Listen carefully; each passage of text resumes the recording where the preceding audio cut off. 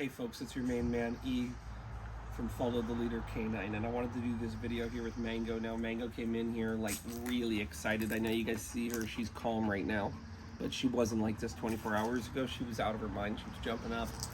She even got her mom's sweater at one point and ripped it. She's just hardly even a year old. So what we're doing today is we're working with her on the prong collar. We're not using any food. We're just focusing on having her calm down. We're not trying to get her to hold commands. We're really just creating this idea that when the prong collar is on, it's best to be calm, it's best to settle. Jumping up on people and using your mouth to solve problems, like i.e. biting things, that's not a good idea. In fact, it's not even possible when you have the prong collar on. So we're really just teaching her, when the prong collar is on, it's not possible for you to get into these crazy states where you're not thinking clearly anymore. So watch me work with her here. At this phase of the introduction, like, I'm not really that concerned with commands at all. I'm really more just helping her understand, how does this pressure work? She feels the pressure. Come on. Yeah, good girl. And then she does something. She thinks, how do I make this pressure go away?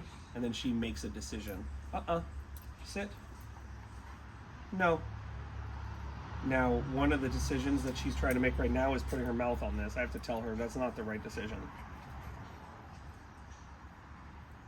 She goes, man, I'm frustrated right now. I don't want to sit still. Maybe I should put my mouth on this thing.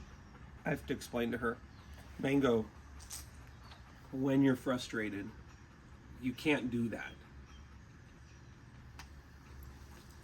A lot of times what I'm teaching the dog with a tool like the prong collar is really, even if you feel how you feel, you're not able to do these certain behaviors. It's just not an okay way to express those emotions. I understand you're frustrated. Good girl, good girl. I understand it's hard to sit still right now. Maybe you really want to play, but even when you really want to play, you can't jump up on people, put your mouth on them without, but you really can't ever do that. And even if you're a little bit overwhelmed by the training session and having to calm down right now, you can't put your mouth on the leash and start biting it, honey.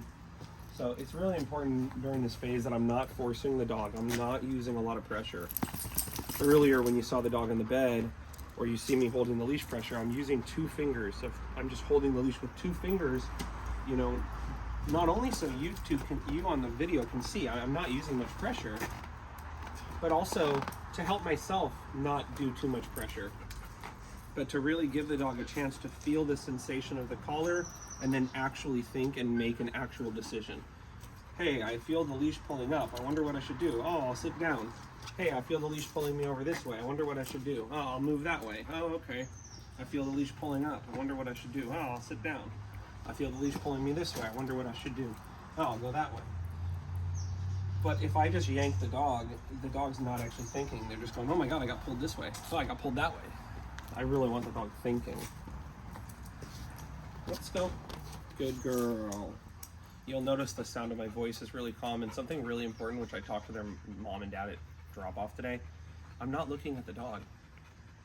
Folks, so often we're looking at the dog when the dog is not looking at us, and the dog's highly distracted and not even trying to please us. We really want to focus our attention on the dog, you know, when the dog's doing good, so that when they look up at us, they associate us looking at them with doing the right thing.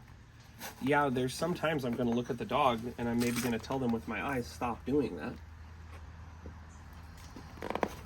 But most of the time when I'm looking at the dog, I want to be like, hey, we're all just checking in. Everything's going as planned. Things are going good. Cool. Sounds good. Let's continue on.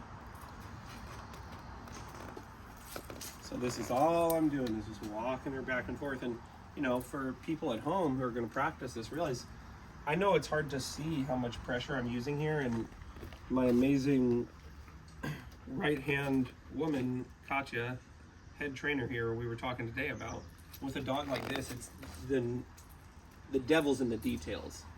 It's the little things with a dog like this that make a big difference. Using too much pressure on the prong collar and trying to force this dog is not going to work. Not following through, like I'm pulling the leash here, I have to continue to follow through. And these milliseconds of timing, these nuances of pressure, folks, it's like riding a bicycle down a very mountainy trail. I have to have the muscular skills and the timing and the hand-eye coordination down to succeed with a dog like this. And so a lot of times when we're doing exercises like this as owners, it's for us to practice our skills, maybe even more than the dog practicing. The dog's like, honestly, dogs learn really quick. No. No.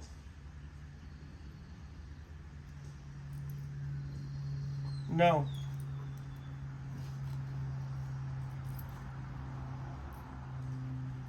Break. Even though I'm being really consistent with this dog and I'm giving very limited options, I'm still keeping the session short. Right here, I just gave her a break and she's like, cool, I'm gonna go do my own thing and chew on the leash. And I'm telling her, you can't do that, honey. You can't chew on the leash. No. Explain for her parents what you're doing with the session, with the tension on the leash when you're saying no.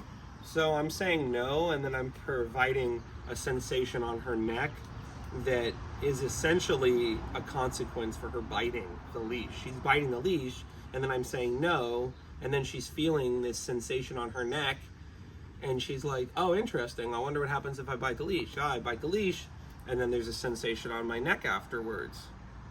Oh, now sometimes I'm holding this pressure until she stops, and I'm explaining to her, hey, if you want the sensation to go away, stop biting the leash.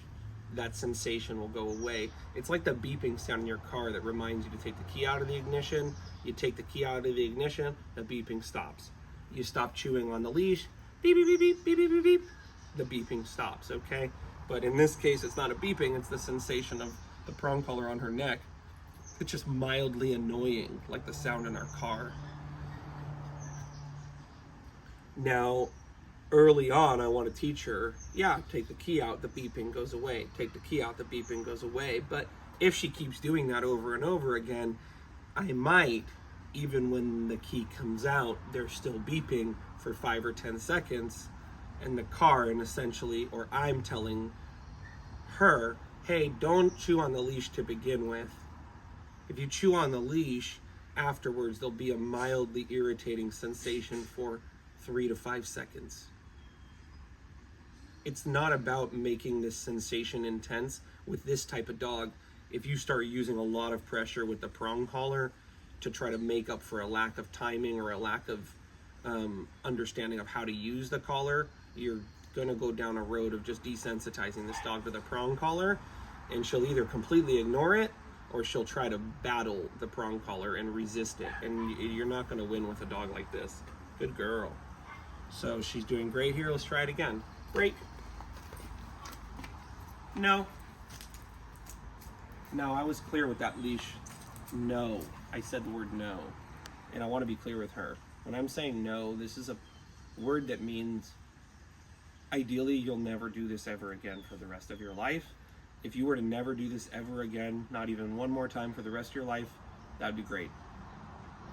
When I'm saying it's totally different. That is the complete opposite. I'm saying this is great.